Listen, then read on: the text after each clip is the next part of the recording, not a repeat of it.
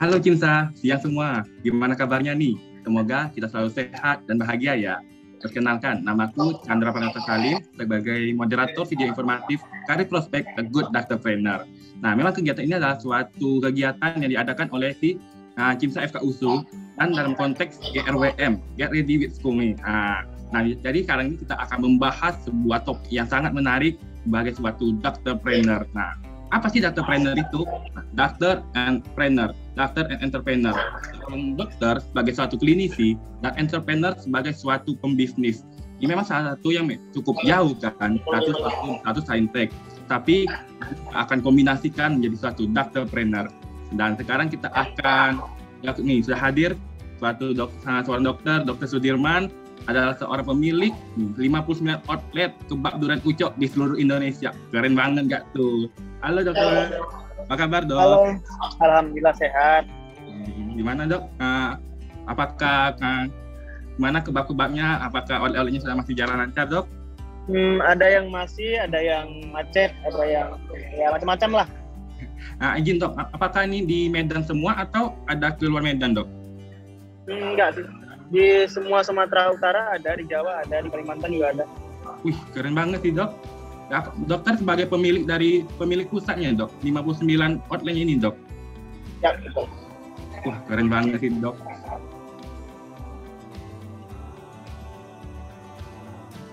Kami mau nanya nih dok, mungkin dokter boleh nggak jelasin tentang kebab durian ucok nih, apa sih itu dok, jual apa, berapa harganya, gimana aja gitu dok. Mungkin dari perkenalan dulu ya, biar dapat gambaran besarnya dulu. Oke, perkenalkan, nama saya Sudirman. Saya lulusan FKUSU 2012, kemarin tamat di 2018, kemudian mengabdi internship-nya di Aceh, di Merdu, di Pidijaya. Aslinya saya orang Biren. Biren itu di Aceh juga, 8 jam dari Medan, 1 jam dari Pidijaya. Kemudian usaha ini, kebab durian ucok ini, saya bangun ketika internship. Jadi internship kan agak gabut, nggak tahu mau ngerjain apa ya kan. Paling cuma jaga pulang, akhirnya berinisiatif untuk bangun usaha. Awalnya sebenarnya mau jualan kebab durian, kebab ayam atau kebab daging biasa. Tapi akhirnya produk ini kalau saya rasa susah untuk kita ekspansi. Karena ayam sama daging dan lain-lain itu kan dia bahan basah dan sulit untuk diolah. Kemudian kalau kita mau ekspansi besar-besaran akan sangat susah. Akhirnya saya ketemu produk kebab durian ini, dan itulah saya pilih menjadi produk saya yang saya kembangkan.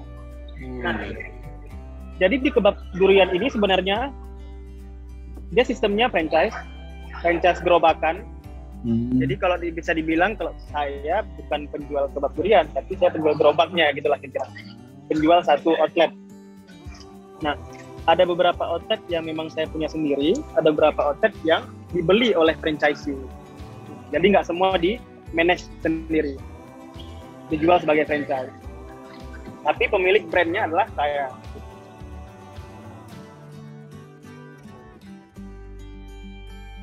Ini apakah ini dokter sendiri atau ada partner lain dok? Oke. Awalnya saya develop produknya sendiri. Produknya saya develop sendiri sama kakak, ya sama orang-orang di rumah lah, ya kan. Kemudian riset produknya saya lakukan sendiri, kemudian quality produknya juga sendiri, saya kasih ke teman-teman di kedai kopi atau di tempat kerja. Maksudnya kan kita harus riset produk, apakah enak, apakah ada yang kurang, dan sebagainya. Itu semua sendiri. Tapi setelah membangun outlet pertama, karena berniat ekspansi, nggak mungkin semua dikerjakan sendiri. Kebetulan di Banda Aceh, ada kawan saya 2 orang, yaitu bertindak sebagai logistik dan marketing. Nah, jadi sebenarnya dari awal sampai akhir 58 cabang sebenarnya terbentuk itu dihandle oleh 3 orang ini. Jadi 3 orang yang menghandle semua 58 cabang. Mantap sekali dok. Jadi 58 ya dok. 58 itu sudah tersebar di seluruh Indonesia lah ya dok. Nggak di Sumatera Utara aja dok. Betul.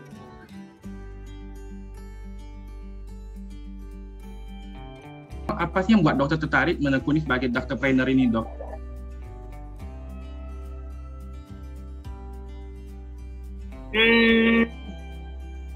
Yang pertama sebenarnya memang motif terbesarnya itu apa ya?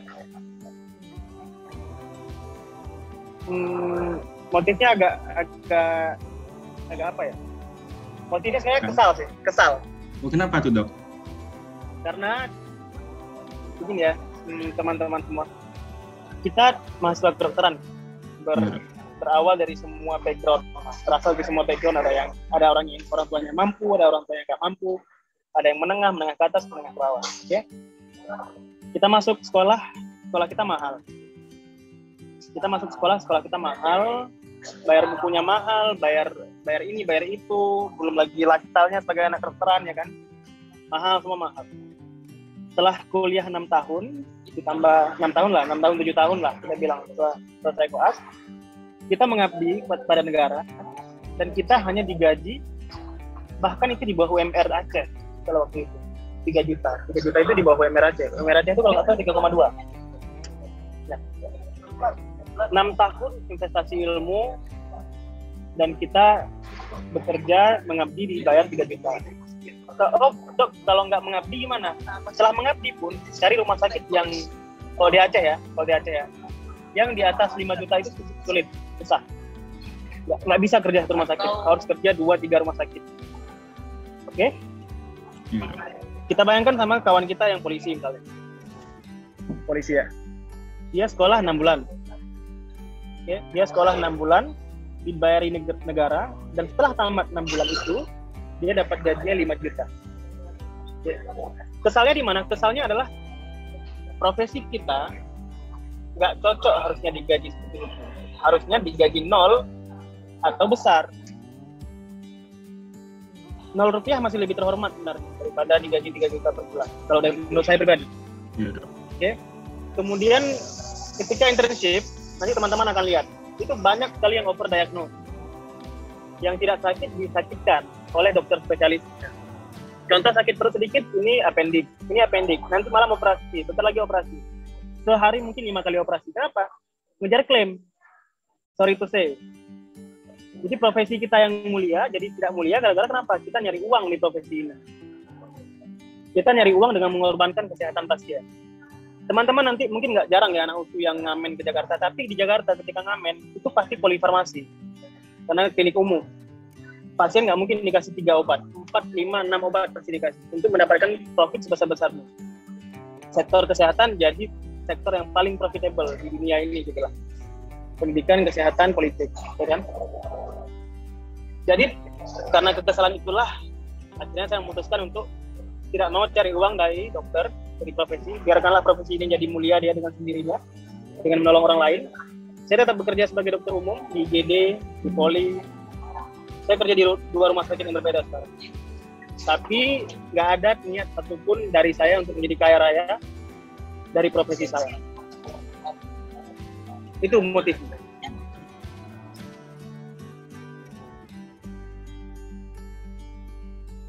Saat pasti selalu ada kendala kan, Dok?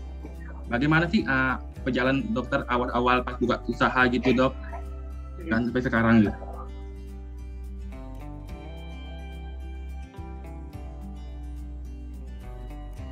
Sebenarnya sebelum kita bahas, sebenarnya kalau dinikmati ya, kendalanya nggak terasa. Saya jujur aja waktu saya buka usaha nggak ada kendala yang berarti. Nggak ada kendala yang berarti karena ketika internship itu alhamdulillah sudah cukup banyak buku yang saya baca tentang membuka usaha, kemudian mindset finansial yang baik. Jadi kayak banyak masalah yang selesai dengan sendirinya gitu, karena tim yang bagus juga ya kan. Tapi yang harus teman-teman tahu sebenarnya masalah utama adalah bencana, pandemi. Itu masalah terbesar. Jadi waktu itu saya ingat sekali rapat terakhir kami itu di bulan 6 tahun lalu. Targetnya Desember kemarin tahun 2020, saya targetnya 100 cabang sebenarnya 100 cabang. Waktu itu masih 32 cabang. Tapi akhirnya pandemi hit hard ya kan. Akhirnya penjualan menurun, semua menurun, yang buka franchise menurun, banyak yang mau beli franchise, malah udah 30 waiting list. ini kan 3 orang yang ngurus, jadi nggak mungkin 3-30 dieksekusi dalam waktu sekaligus. Pasti mungkin 1 bulan kami sanggup eksekusi 10 cabang. Tapi akhirnya semua orang nggak ada uang untuk beli franchise. Dan jangankan untuk beli kebab durian yang sifatnya bahan tersier, untuk beli makan atau beli beras saja orang nggak punya uang karena pandemi ini. Jadi pelan-pelan grafiknya mulai menurun. Nah, sekarang kondisi usahanya adalah masih berjalan cabang-cabang yang manajernya atau yang pembeli franchise-nya yang masih semangat memang. Masih ada sekitar 28 cabang lah yang masih settle sekali. Contohnya yang di Medan, yang di Jawa. Jadi dari semua cabang yang telah terbangun 58 itu tidak semua sampai sekarang masih bertahan. Dan nggak ada yang bisa kita buat. Maksudnya bukan nggak ada yang kita buat, udah kita usahakan untuk naikkan penjualannya, marketing dan sebagainya, tetap orang nggak punya uang, kita mau buat apa. Jadi di awal sebenarnya sebelum pandemi masalahnya nggak terlihat sama sekali, tapi pandemi ini membuat semuanya menurun gitu. Bahkan Pizza Hut aja bankrupt kan yang di Amerika, apalagi cuma sekedar usaha kecil yang baru kita rintis. Lumayan susah juga ya karena PPKM gini ya, Dok. Betul. Semoga PPKM semoga cepat-cepat selesai lah ya, Dok.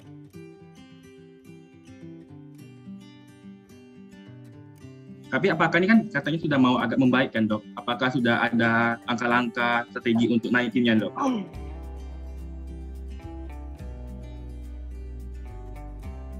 Oke.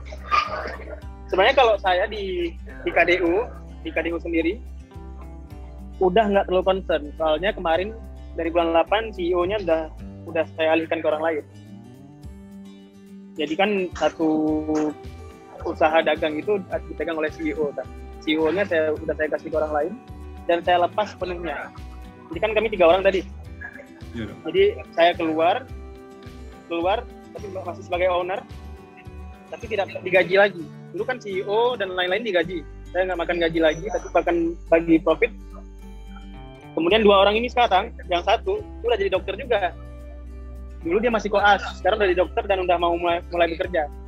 Dia pun lepas, dia ngasih CEO-nya ke orang lain. Jadi kalau abang pribadi sih karena sudah mendelegasikan tugas ke orang, ya abang percaya sama dia. Apakah dia mau bangkitin usahanya, apakah dia mau santai-santai aja, atau operasional berjalan, itu udah nggak abang pegang lagi. Abang sekarang fokusnya lebih ke dunia digital sebenarnya. Salah satu kendala menjadi seorang entrepreneur adalah membagi waktu. Satu menjadi dokter sebagai suatu klinisi, satu sebagai entrepreneur yang harus memikiri gimana menaiki gini gitu, apalagi pas awal-awal, Dok. Apakah dokter ada tips and triknya gitu, Dok?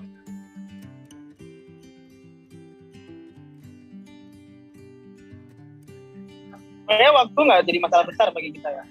Waktu, bahkan bagi anak kedokteran sendiri, saya rasa waktu itu not a big problem, karena kita selalu bisa ciptain waktu sendiri. Contoh gini, kok nggak sempat rapat, sibuk, kok nggak sempat ini sibuk, kok nggak sempat ini sibuk. Sebenarnya nggak ada yang disibukkan, yang ada itu prioritas. Kita prioritas nggak. Memang ketika kita mau ngebangun usaha sekaligus kita mau jadi klinisi, banyak yang mau kita korbankan. Artinya kita setelah pulang bekerja, ya nggak bisa lah duduk santai-santai, kemudian nggak bisa main Instagram seharian, atau nggak bisa nonton YouTube seharian, atau nonton Netflix seharian. Itu semua memang udah nggak kita kerjakan jadinya. Kalau mau jadi dokter trainer atau jadi apapun, contohnya misalnya sebagai mahasiswa juga, ada mahasiswa yang organisatoris seperti kalian gitu. Tentunya kalau kalian mau ngejar IP di atas 3,5 atau di atas 3, waktu bermain kalian lebih sedikit daripada mahasiswa yang hanya belajar aja baca buku. Ini kita gitu juga. Sebenarnya nggak ada yang sulit dalam membagi waktu. Masalahnya kita mau nggak mengorbankan waktu bermain kita untuk ini gitu.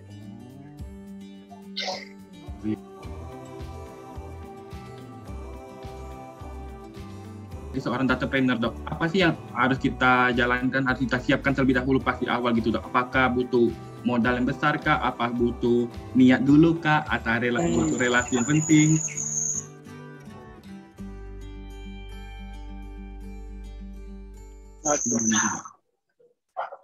Investasi yang paling bagus untuk memulai menjadi dokter trainer ataupun entrepreneur adalah ilmu sebenarnya. Ilmu. Jadi bukan uang, bukan relasi, bukan apa-apa, tapi ilmu. Jadi ilmunya dimulai dari financial mindset yang benar. Financial mindset yang benar bisa dengan membaca buku yang ya early starter pack, contohnya kayak Rich Dad Poor Dad karya Robert Kiyosaki. Itu buku yang betul-betul sebenarnya mau jadi dokter trainer, mau nggak jadi dokter trainer, itu wajib dibaca oleh semua. Karena kita sekolah dari SD sampai profesor, kita itu cuman diajarkan untuk menjadi pekerja yang baik, bukan pemberi kerja, atau bukan diajarkan untuk menjadi kaya raya, enggak. Nggak ada pelajaran di sekolah kita yang mengajarkan kita bagaimana cara menyimpan uang, bagaimana cara mengelola uang. Akhirnya apa? Uang kita habis. Jadi walaupun nanti sebagai dokter spesialis dengan gaji 150 juta pun, masih bisa habis uang kita gitu.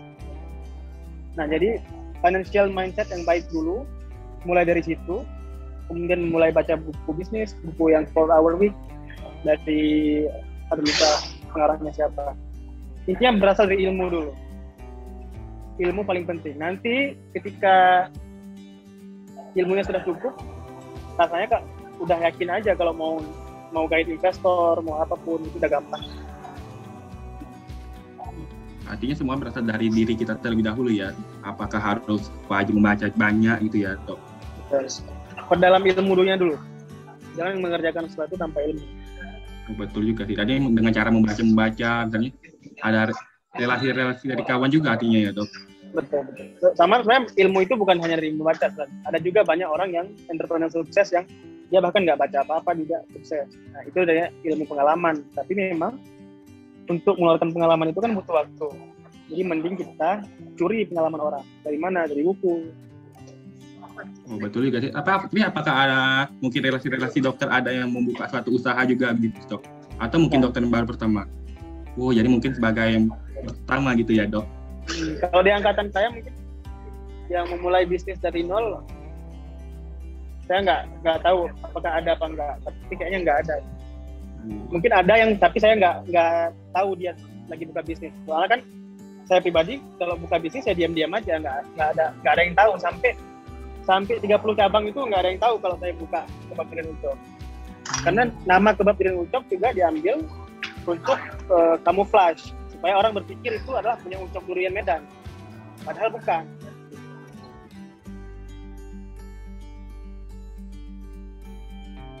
Mungkin hambatan mungkin dari karyawannya yang misalnya nggak jujur, nggak rajin, atau mungkin yang tadi CEO-nya sudah mau dokter ya dipindahkan lagi gitu kan, Dok? Itu pasti kan ilmunya dan pengalamannya pasti ulang dari nol lagi kan, Dok? Ya, betul. Apakah ada mungkin tips and trick misalnya seperti hambatannya apa aja dan gimana cara menanganinya gitu, Dok?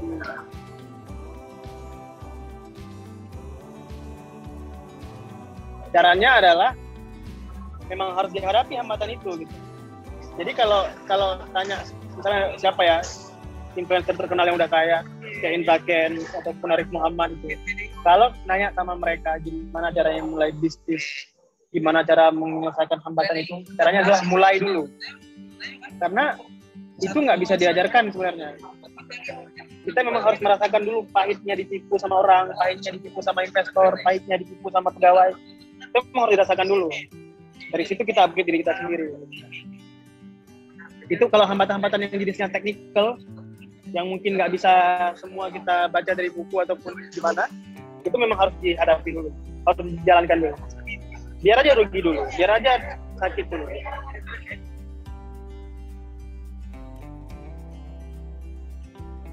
Ya, apakah dokter ada pesan dan saran untuk kami yang mengasih misal belajar gitu, Dok?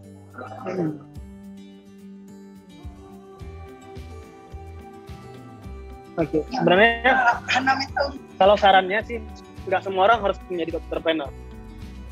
Tapi yang penting diingat adalah dokter itu adalah profesi. Dokter itu adalah profesi, artinya dia bukan aset untuk mendapatkan kekayaan kita. Kita sebagai dokter itu kita punya high income skill, artinya kalau kita lapar, kita bisa minta tolonglah aku mau jaga klinik, lapar nih, nah gitu. Itu bisa. Beda sama orang yang nggak punya profesi dokter, nggak punya gelar, nggak punya skill, nggak punya apa. Itu namanya high income skill. High income skill tuh dokter, lawyer, engineer. Nah, gitu. Mereka bisa, ada hal yang bisa dia buat untuk mendapatkan income dari skill yang mereka punya. Biarlah itu cuma sebatas itu. Kemudian pikirkan mau jadi apa? Mau jadi klinisi, mau jadi struktural, atau mau jadi pebisnis. Itu dua jalur yang berbeda. Struktural dengan fungsional itu dua jalur yang berbeda. Tapi entrepreneur itu jalur cabang dari kedua ini. Gitu. Jadi artinya kalau mau di struktural bisa berbisnis, kalau jadi fungsional juga bisa berbisnis. Contoh misalnya nih Chandra pengen jadi dokter spesialis bedah saraf terkenal di dunia. Ya udah fokus sama klinisi. Fokus sama klinisi itu nggak ada salahnya. Yang masalahnya adalah jalan menuju menjadi dokter spesialis itu nggak gampang. Contoh misalnya kita breakdown. Kita tamat umur 24, umur 23. Oke? Kalau orang tua kita punya uang, maka umur 24 atau 25 kita bisa langsung dokter spesialis. Kalau nggak punya uang, ada banyak jalurnya. Kita bisa ikut PNS dulu, atau kita bisa kerja rumah sakit dulu. Dua-duanya kita bisa ambil beasiswa untuk jadi dokter spesialis. Oke? Butuh jalan yang panjang. Di umur 30 kita baru settle. Di umur 30 itu kita baru dapat gelar, dan high income skill kita itu berubah jadi higher income skill. Jadi dokter umum, jadi dokter spesialis. Di situ mungkin kita mulai merintis, membangun rumah, membeli ini, membeli itu, ya kan, menghidupkan keluarga. Nah, kalau entrepreneur itu udah bisa dijalankan dari umur yang sekarang. Dari sekarang udah bisa. Gitu. Artinya kalau memang sebenarnya nggak ada hubungan dengan orang tua kita mampu atau nggak mampu. Yang ada hubungan adalah kita mau nggak hidup secara mandiri gitu ya. Kalau mau ya mulai dari sekarang. Artinya ketika tamat nanti, abang jujur aja lambat mulai untuk berbisnis. Kalau abang rasa. Artinya kalau kalian tahu kayak Siriku Uang, kemudian ya Indra lah yang paling terkenal mungkin murah banget. Itu mereka mulai semua dari umur 18, bahkan lebih muda lagi. Kalau ada lebih muda lagi. Artinya kalau sudah dimulai nggak mungkin sih rasanya nggak berhasil gitu. Tahun 2 tahun pasti gagal, tapi tahun ketiga tinggal dapat hasilnya aja.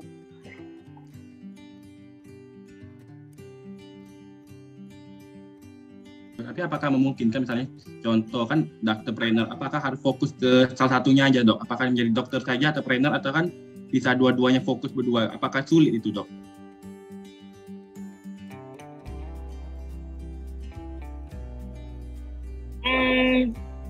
Pada dasarnya sulit. Jadi kalau memaksakan diri menjadi dokter trainer, bagi yang suka klinisi itu sulit. Bagi yang suka klinisi, kalau abang rasa, jalur paling amannya adalah menjadi investor. Gitu. Jadi gini, contoh misalnya nih, ada kawan kita yang jago trading saham. Itu mempelajari market, misalnya naik turun, kemudian grafik market, kemudian kita menganalisa market. Itu butuh waktu. Dan harus konsisten setiap harinya. Ya. Karena kita dokter, kita nggak punya waktu, ya kita nyari uang dari profesi kita, kemudian kita investasikan ke situ. Jadilah kita sebagai investor. Jadi sebenarnya jalur menuju, intinya kenapa sih kita mau jadi entrepreneur? Intinya kan mau mencari rezeki di tempat lain. Nah, sebagai klinisi itu bisa dicapai dan dengan menjadi investor, tidak usah menjadi pebisnis yang aktif, nggak masalah juga. Artinya semua berasal dari dalam sendiri aja, apa mau ya. Mau jadi apa dulu? Ya, gitu.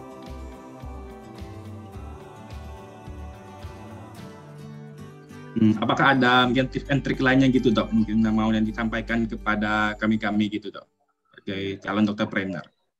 Oke. Intinya kalau tips and trick ya, intinya seringkali kita ya sebagai mahasiswa kedokteran ya,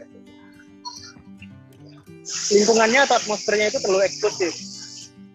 Kita cuma tahu Sherwood, kita cuma tahu Harvard, kita cuma tahu ya semua buku lah, Harrison, kemudian kita cuma tahu apa lagi, buku-buku kedokteran yang tebal itu. Padahal ya, kalian nggak usah sekolah pun, kita nggak usah sekolah pun, kemudian kita jaga klinik seminggu, oke? Kita bisa hafal semua obat. Kita bisa hafal semua penyakit. kita bisa, pasien datang sakit perut, ya. Kalian sekarang yang udah hafal semua nama obat, kalian datang ke klinik, kalian tanya sama perawat, pasien sakit perut kasih apa? Mereka langsung tahu, dok kasih domperidon, kasih ondansetron, kasih ini. Mereka lebih tahu dari kita. Artinya dari segi untuk mengobati pasien umum di klinik itu kita nggak butuh sekolah 6 tahun sebenarnya. Itu loh. Tapi masalahnya adalah kita decision maker, ya kan? Lebih dari itu masalah kita. Nggak cuma sekedar sebagai tukang sakit ini kasih obat ini, sakit ini kasih obat ini. Nggak cuma seperti itu, karena masih ada kemungkinan alergi, kemungkinan ini, kemungkinan itu. Tapi masalahnya adalah sesempit itulah dunia kita loh. Jadi tips yang bisa saya berikan adalah di sela-sela kesibukan sebagai mahasiswa kedokteran, pelajari ilmu yang sifatnya teknikal, yang sifatnya praktis. Dan itu bisa didapatkan dari organisasi. Contohnya komunikasi efektif, kemudian bagaimana cara berbicara dengan orang yang lebih dewasa, atau bagaimana cara ada WA guru, kemudian WA senior, kemudian komunikasi efektif itu paling penting memang. Paling penting, baik dari segi bisnis, dari segi klinisi. Yang pertama. Yang kedua, tambah ilmu di bidang-bidang lain. Karena dunia ini sekarang sedang sangat berkembang. Jadi kalau kita tahunya cuma Sherwood, cuma Harvard, cuma Sobota, kita nggak akan berkembang sebenarnya. Contohnya gini, abang yakin nggak semua mahasiswa kedokteran suka dengan ilmu kedokteran yang sedang dia pelajari sekarang? Mungkin dia suka menggambar, mungkin dia suka baca novel, mungkin dia suka ini, mungkin dia suka itu. Kalau abang rasa ya, hal-hal kecil seperti itu yang kita sukai, itu kita harus kejar. Contoh abang nih, dalam kasus ini, abang suka berbisnis, abang pengen menghasilkan lebih, dan abang nggak mau menjadikan profesi dokter abang sebagai tempat abang menghasilkan uang. Ya udah, berarti abang nggak punya pilihan lain, abang jadi pebisnis. Kalau ternyata kalian juga seperti itu, ya ikutin. Baca buku-buku bisnis dari sekarang, pelan-pelan. Kalau sukanya menggambar, ya menggambar tiap hari, posting di Instagram, posting di Twitter, posting dimanapun. Buat blog sendiri, posting gambar di situ. Ilmu-ilmu dari kedokteran misalnya dari pelajaran kah atau dari mananya itu berguna dalam penerapan bisnis gitu loh? Nggak ada hubungan. Karena kita ini karena ilmu kedokteran ini ilmu eksklusif, gunanya hanya untuk mengobati pasien, mendiagnos pasien, memastikan bahwa pasien kita aman. Apakah kemudian kita mampu mendirikan rumah sakit seperti Sumatera Eye Center oleh seperti Sumatera Eye Center lah. Beliau adalah seorang dokter mata yang hebat, kemudian klinis juga hebat. Nah itu contohnya. Klinis mereka juga hebat. Bahkan beliau pernah tantang di forum nasional. Beliau bisa operasi pakai satu tangan. Juga sekaligus mendirikan rumah sakit yang sudah tersebar di seluruh Indonesia. Itu ilmu yang berbeda. Jadi kalau mau dipelajari, itu harus dipelajari secara berbeda. Nggak bisa dari kurikulum kedokteran saja.